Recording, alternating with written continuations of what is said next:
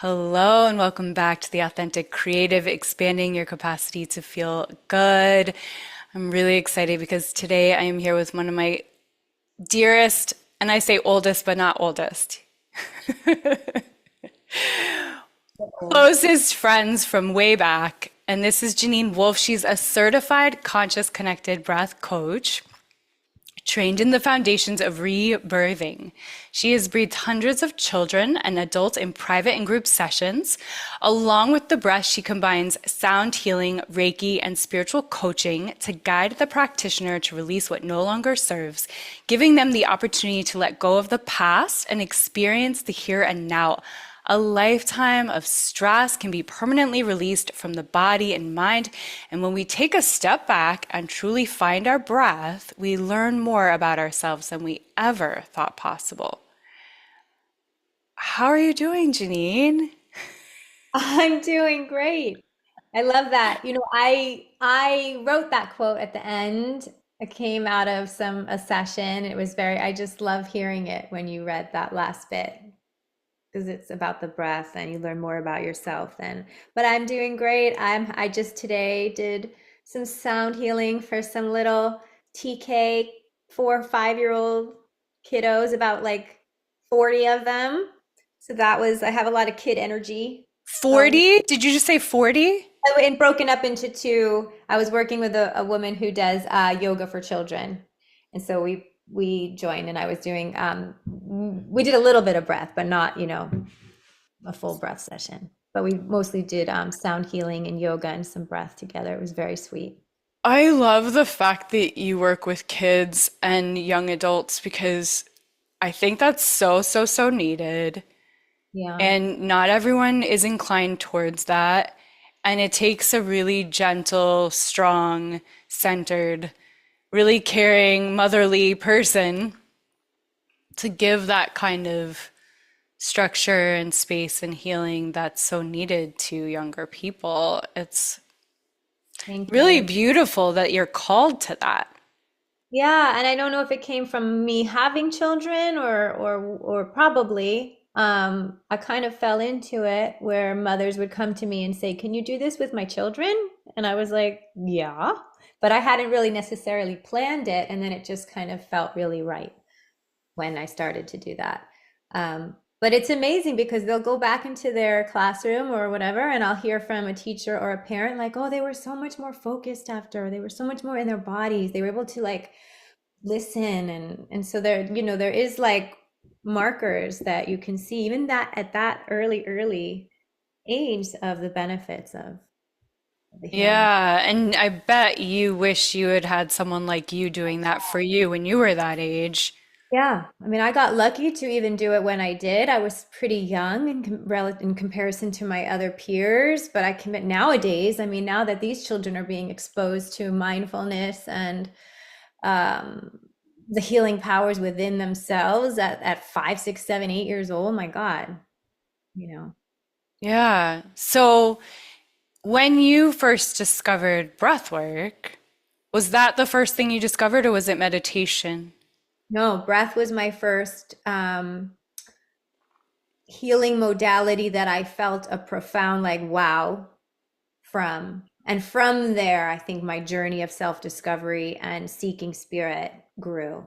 But it Do was you- in a breath session. It was in one breath session that I felt a connection to the divine that I didn't even know I needed or wanted.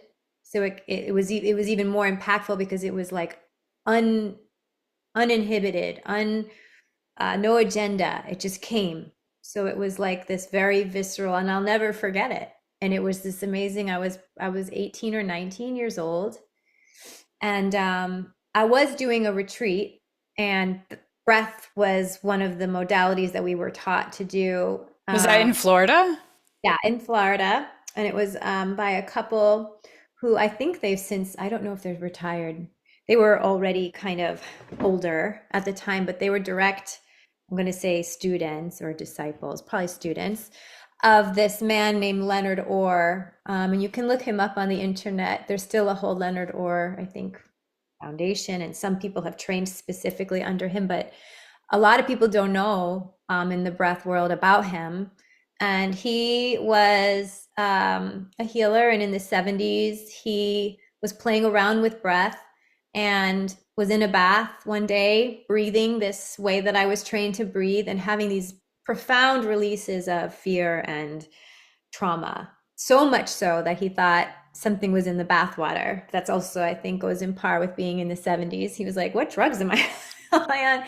And then he did the breath on land and realized, oh, it was the breath. It was this breath has an ability to do things that drugs and, you know, therapy and all these things can do, just simply by breathing. And so these two people studied with him.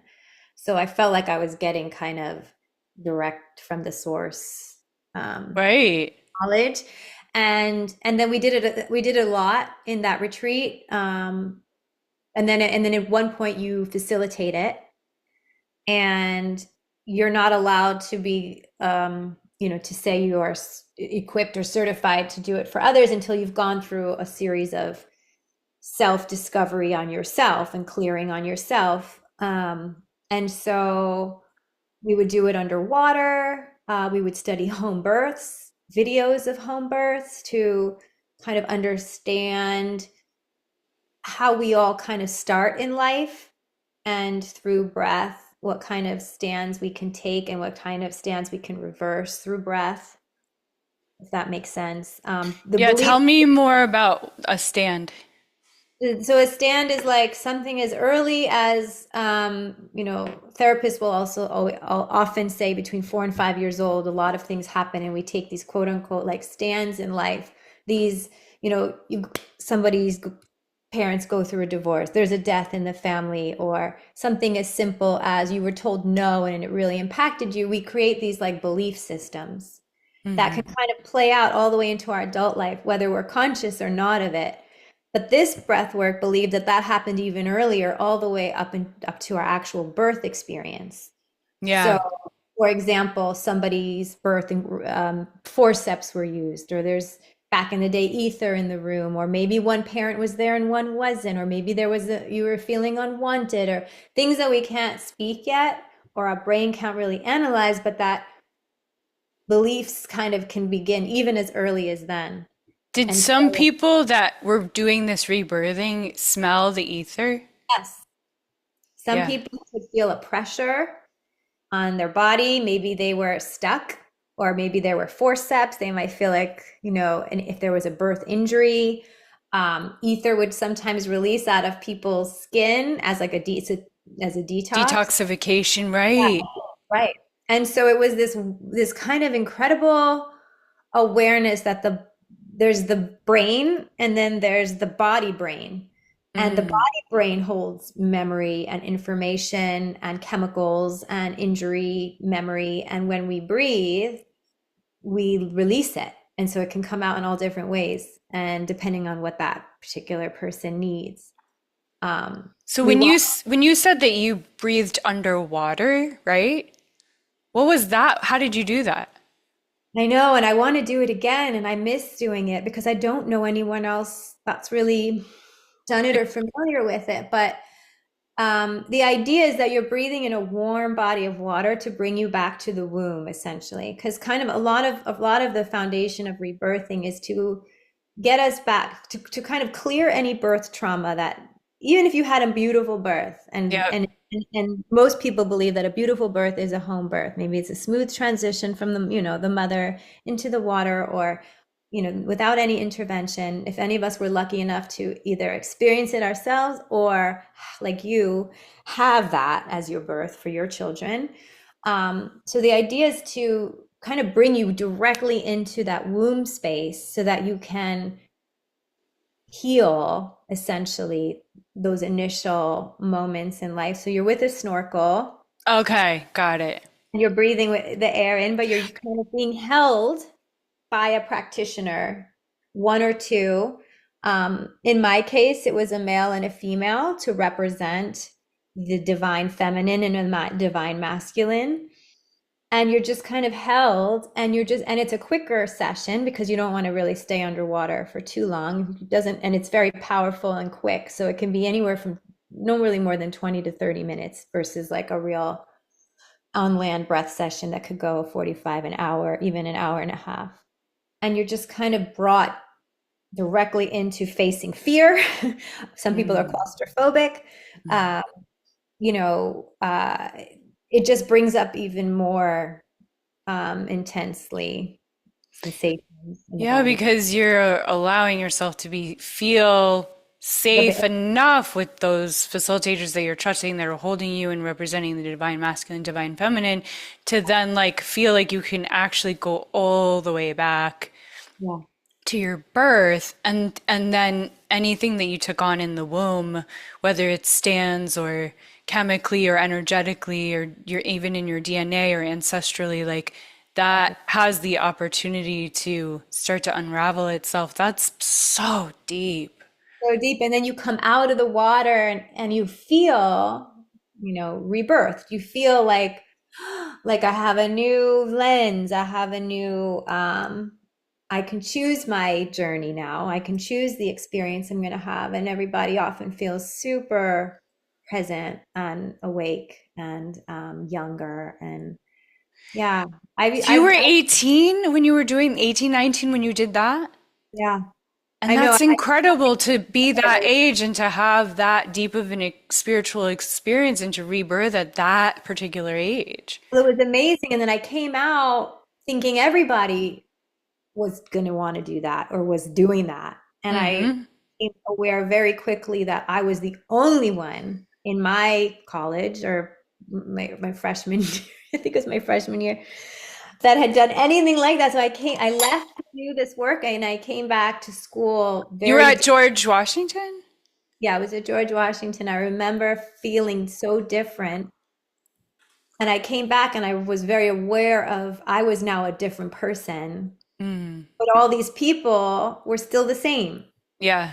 It was like, do I hide this part of myself? How do I How did want you feel different? Like what was like the most dramatic like I difference? had pulled the lens off of myself and discovered my divinity. So it was like now I knew the truth about myself, Which but was no, what?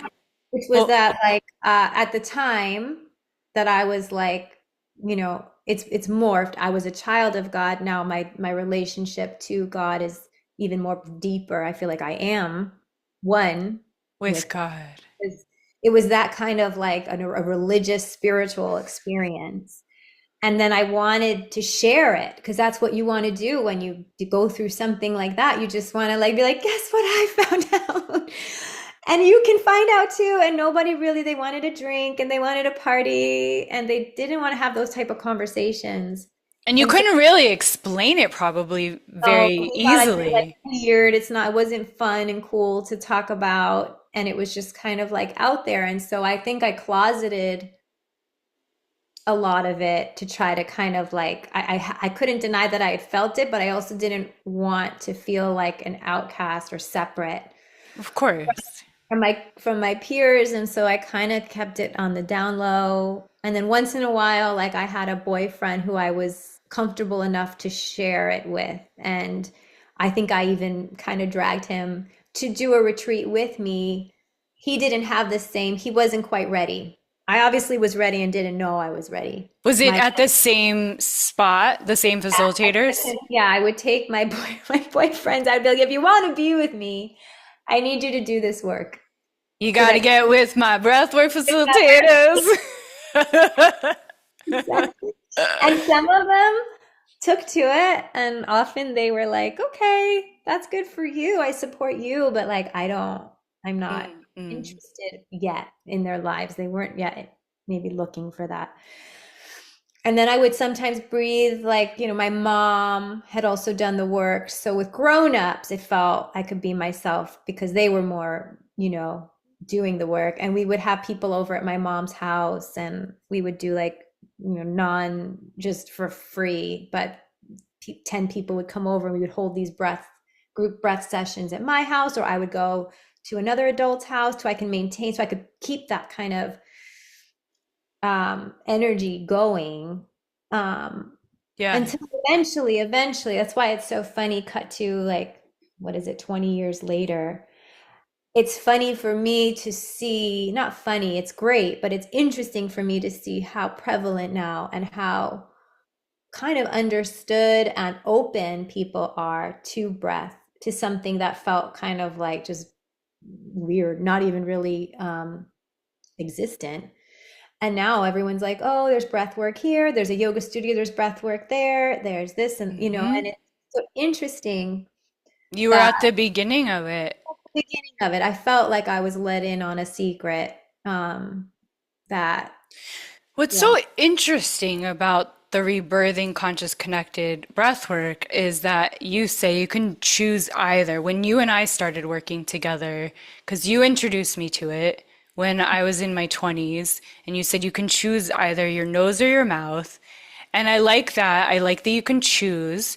And then, but it wasn't breath holds from my memory, and it wasn't halo breath, and it wasn't breath of fire, and it wasn't 10 different types of breathing. It was one thing, and you choose either your nose or your mouth, and you're going to do that the whole time, and that's it. And then what also was special, and I don't know if you still do this, was the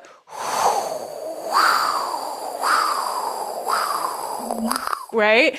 And that was a very special recording that it wasn't like on the internet. It right, was a recording that you had of what it sounds like when you're in your mother's womb, and right, you could, and then there was a heartbeat to it, right? right. So the Mhm. whooshing sound, and then there was a but some sort of heartbeat sound. Do you still use that? I do, because that's how that was my first learning of it, and because it was so entrenched in birth and baby and primal before before the mind could even really have thoughts, that I feel like I can't really do my that work without it, to be honest. Yeah, it's very unique to that Well, particular training and experience, and very powerful.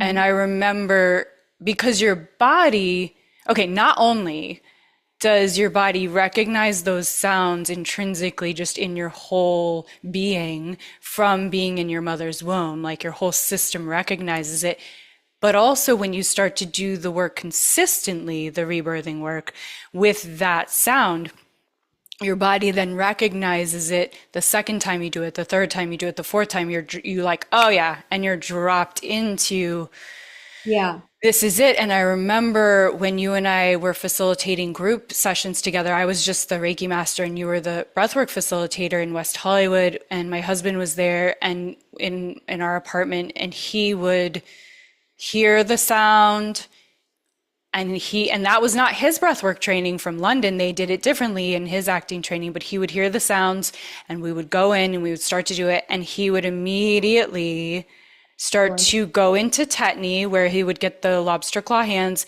and then his arms would start to kind of look like he was in the womb, and then he would kind of curl into a fetal position, and he had no kind of control, like a he was just in it. He was fully in it, and you could see he was in it, and it was like happening for him with his body. Mhm. Yeah, It was such a sort of dramatic example of going back to the womb. totally. Yeah. Yeah. Yeah. Super powerful. And I remember you saying, we're going to do 10. If you want to do this, we're going to do 10 sessions and we're going to clear everything. I recommend 10. And so to this day, I do, okay, we're going to do 10. Let's do a 10. If we're going to do this, let's do it and let's do 10, because Yeah. that was what you were trained in. Yeah. That's how many times it takes to like fully clear your shit. Right. And because each time is different, and each time you may open up a different piece of whatever it is you maybe experienced before, or if your body's like, no, that part's done, we need to go down even deeper. It just takes that time, like peeling an onion, like you said, to uncover. You can't do it all in one. There's nothing that's done all in one. Yeah, and so I did therapy most of my life. I think you did some therapy Oh, throughout your life. And I'm interested in your observations around this work that we're talking about versus therapy. yeah. I mean, simultaneously, great. But if I had to choose just one, I always found I feel like the breath work taps you into your own healer, just like your body has its own wisdom to like repair itself and intervention helps guide your body or assist, but really we're designed to repair and heal ourselves. And our inner healer is probably better than any outside therapist or healer. And if we allow that part of ourselves, because I find that breath kind of cuts to the chase, it cuts the guard maybe between the subconscious and the conscious. If the practitioner is ready and feeling safe enough and comfortable enough, you can hear the profound wisdom, and you can also energetically, not even just mentally, release those components of it, so it feels just more holistic. Sometimes I do therapy and like you're getting it out because you're thinking about it and you're kind of talking about it, but the body is still quite like lagging behind in the healing of it, and so it feels like longer, and or maybe it doesn't quite work enough. And then sometimes people do a breath, I'm sure you've seen, and they're like, wow, that I was just 3 years in therapy and I feel like I just cleared that up in one session or 2 sessions or 10 sessions.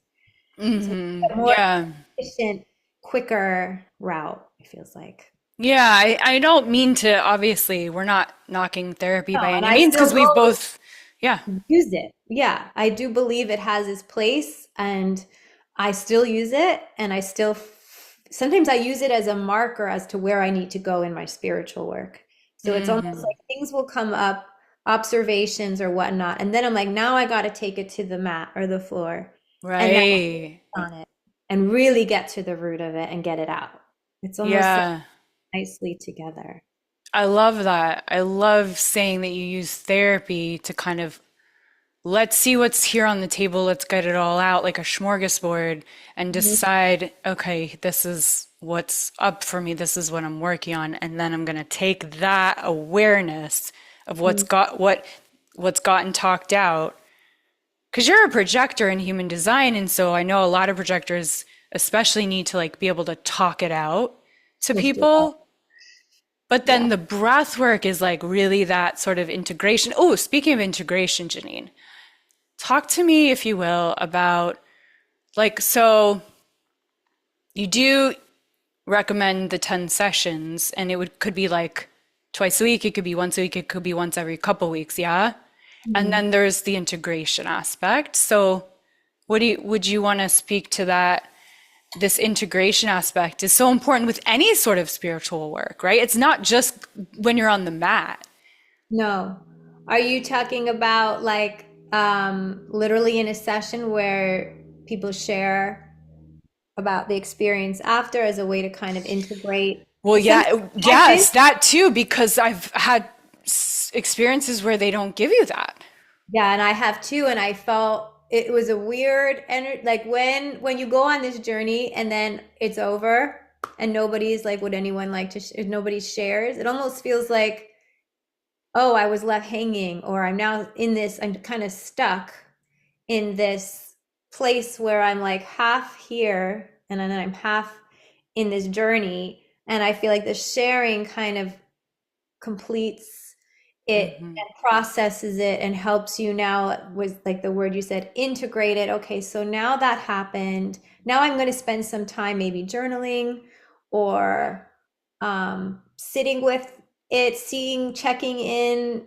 How am I feeling? How are my moods? What dreams am I having? Like there's integration that has to happen, because when you open the door to something, but you don't give it its time to like for your body and your soul and your spirit to reorganize or realign with it. Right. Yeah, Almost that's a good word, it can make you reorganize. feel uncomfortable. It can make you feel stuck, anxious, angry. Like you get those kind of feelings when I feel like you haven't integrated the work.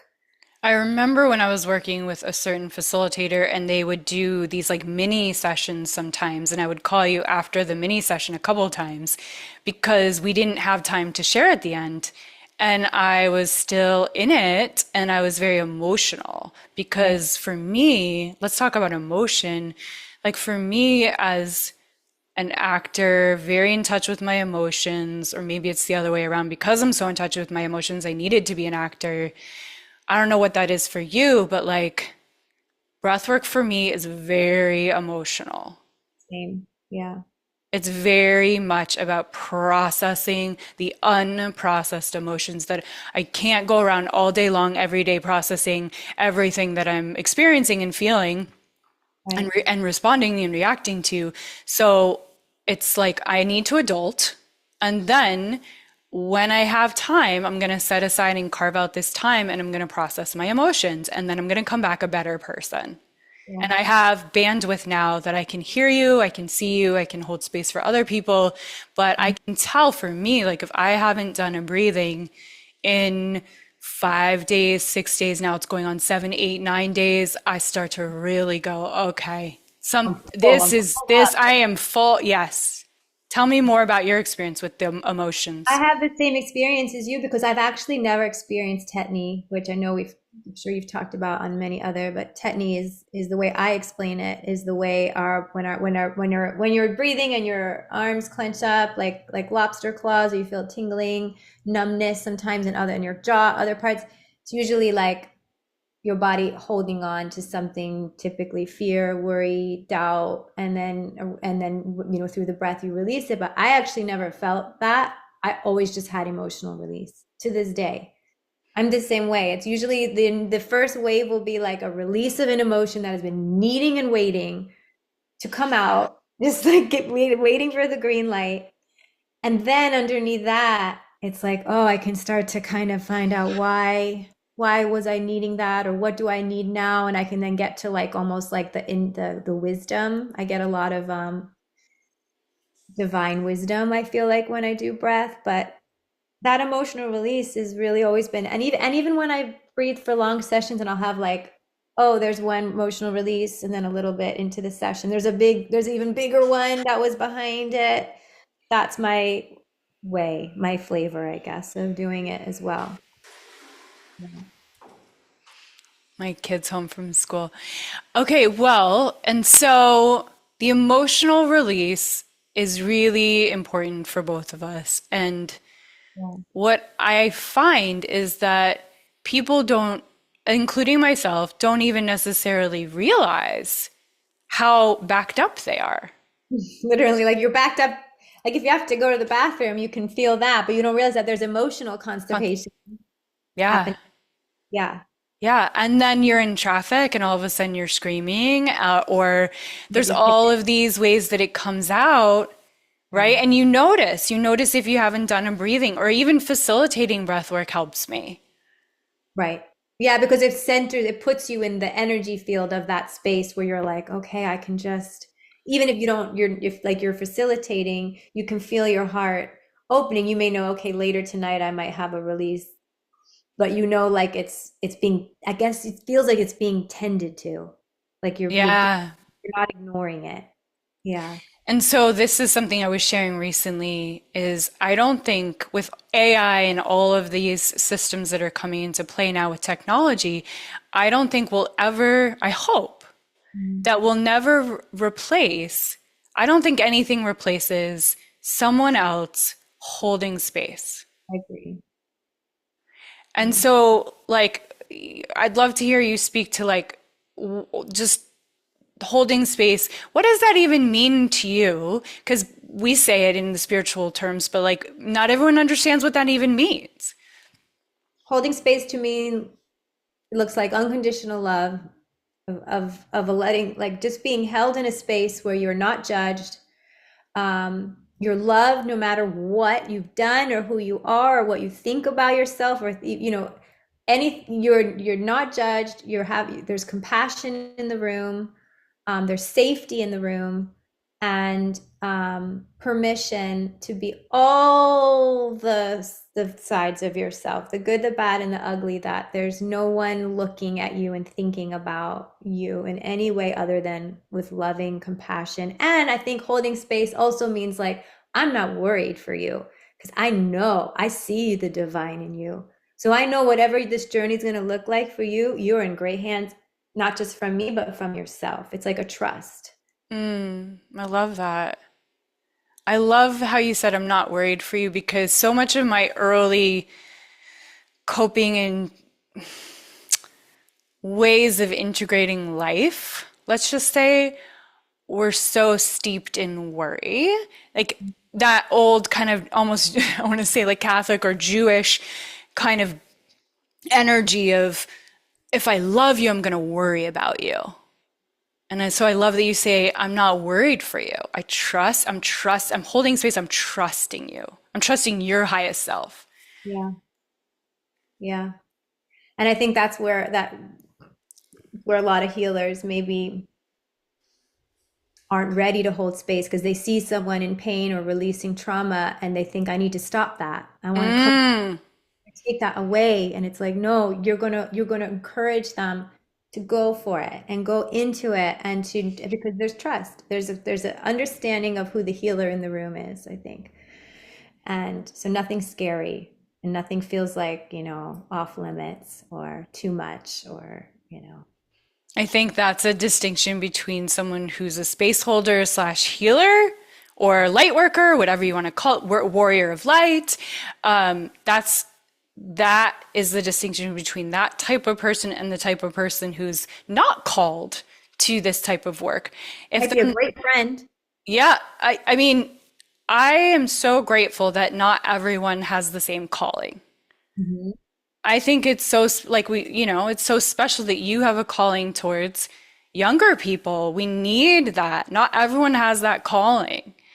I'm not particularly drawn to working with younger people. I'm drawn to working with moms and older women and some men. So it's just a gorgeous thing that we each have our own unique calling. Okay, we can close out, but I want to talk about dreams.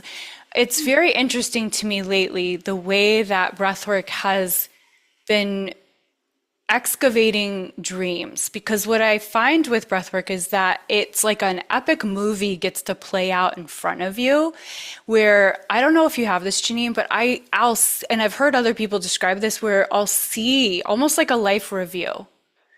I'll see images from my past. I'll see images of dreams that I want for myself of, oh, I want to create this movie where I'm acting in it and my husband's directing and this other actor's in it with me. Like, I'll see that, like, the safe space allows me to remember what's in me, what's there for me, what's calling to me. Do you have any experiences like that you can Yeah. relate to it? Yeah, I mean, I always kind of describe it as you're seeing sometimes memories of your life like through a movie screen. This is exactly how you said it.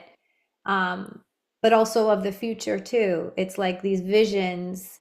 And it like you said, it's like when you're in that state, it feels like possible and it feels unhindered and it feels like, okay, that's that part of the movie. Now I'm in the present and that's could be my future. And it's like a great place of creation because you're in the vortex, if you will. Yeah, yeah. Space, there's emotion connected to it. It feels there's nothing really saying that your judgmental mind is not saying no, you're not capable or not good enough. And it's like I think often the case people do have dreams manifest soon after a session Right. because it is real. What you're Yeah, and this thing is that I'm continuously learning, and I keep saying, and I can't say it enough, is manifest equals surrender. Surrender equals manifesting. That is so true. Like it just keeps showing up and up and up. Is when you're doing breath work, you're in the ultimate surrender. And when you're in that ultimate surrender, everything can come to fruition. yeah. It's like you're just saying yes. I surrender. Exactly. Surrender is the most beautiful, to me, the most courageous, underrated, incredible, misunderstood word. Mm, All of the spiritual. yeah. Yeah. Okay. Do you have a moment to talk about why this misunderstood part of it? Can you Because share about that? we hear surrender and it sounds like a giving up or a giving in or a walking away from or hiding under. When it's Right. surrender is the ultimate act of faith because it's saying, I trust, I surrender, I let go of the control, I let go of the how, I let go of my expectations, and I surrender to the good. Surrender, I feel like, is always an act of surrender to the good. It's never like I surrender to the dark side. I've never heard this before. This is really good, Janine. I surrender to the good. Yeah. And I feel like the universe, the second we surrender, and it's so hard, it's so like I struggle with it every single day. I want to have control. I think I know what needs to happen with everything. I really do. I like, honestly, I work on that and I know I'm getting better. But when I do surrender and I'm like, "Psh," I let go. It doesn't mean you don't take action. The Yes. action is the surrender. The surrender is a very active thing. It's saying, I know what I want, but I'm going to let go of all the chatter and all the stuff of how it's going to happen. Or I just let go and I know I'll be held. I know it'll happen. I know I'll be, all my needs are met. What's good, what's for me won't go by me. Like all those affirmations come into place. And then you're like reminded, oh, thank God I'm not the one in charge. Thank God it's not all up to me because I would just make a mess of it all. Mm. And it's like this, it's almost like sometimes people say, oh, love is the opposite of fear is love, or the opposite of faith is confidence. But I would say the opposite of fear is surrender.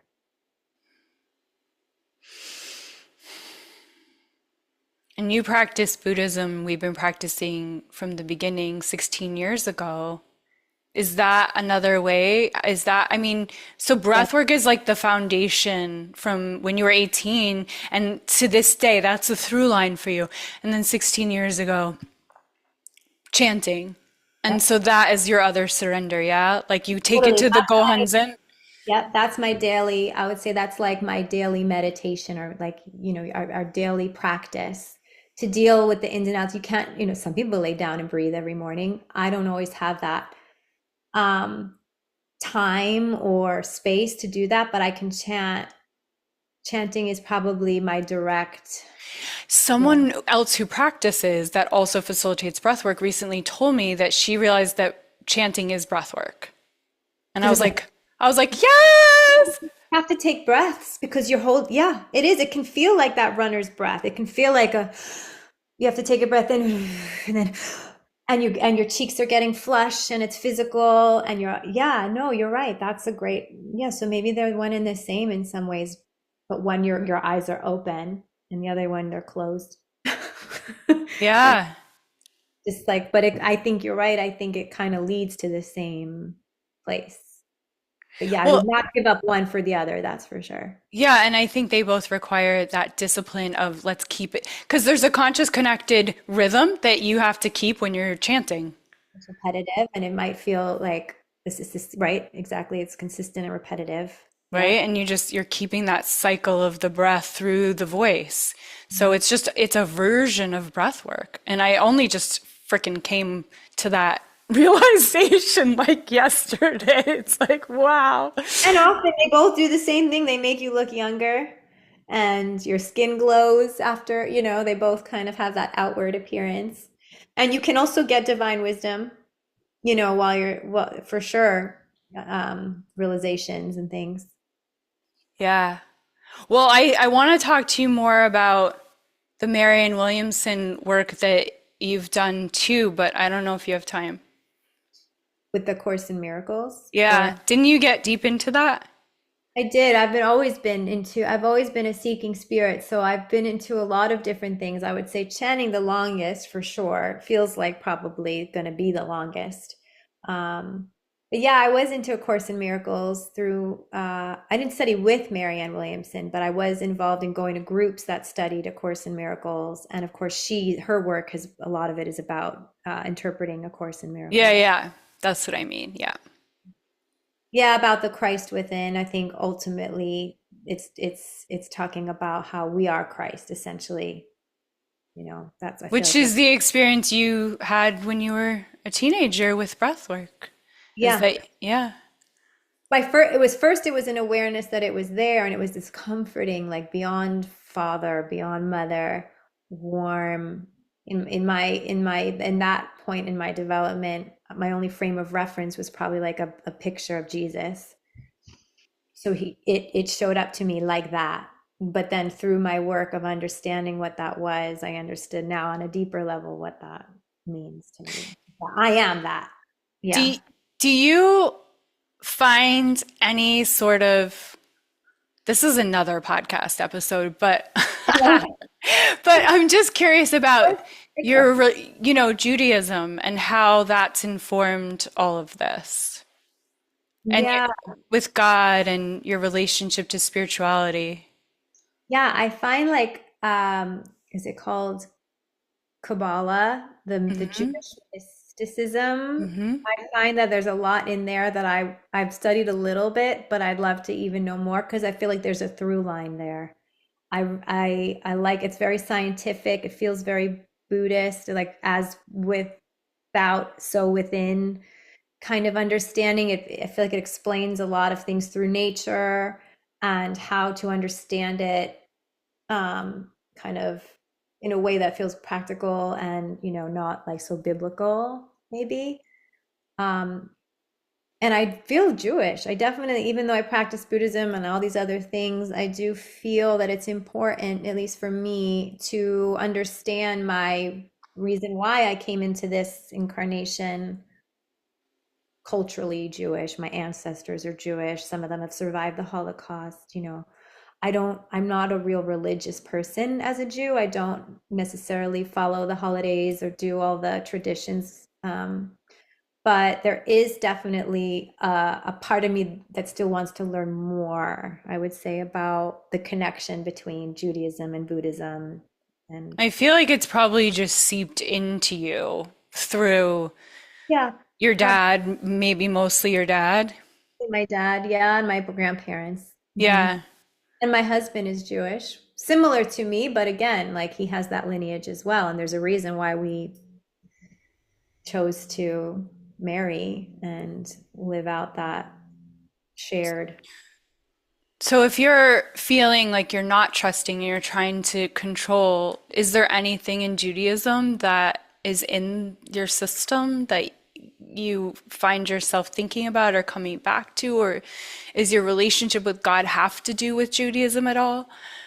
No, but I do like I'll be the guest at a Jewish holiday, like a Shabbat dinner, where I'm going to look for the spiritual meaning behind the day. And then I'm like, oh, it's about fasting. It's about going within and solitude and release and cleansing and forgiveness and all those things. I'm like, oh, how beautiful that they have all these rituals Yeah. built into their faith to do that. And when you understand that, it makes me want to like, oh, I want to have Shabbat dinners and I want to do, you know, all those things. They're beautiful ceremonies. And in our Yeah.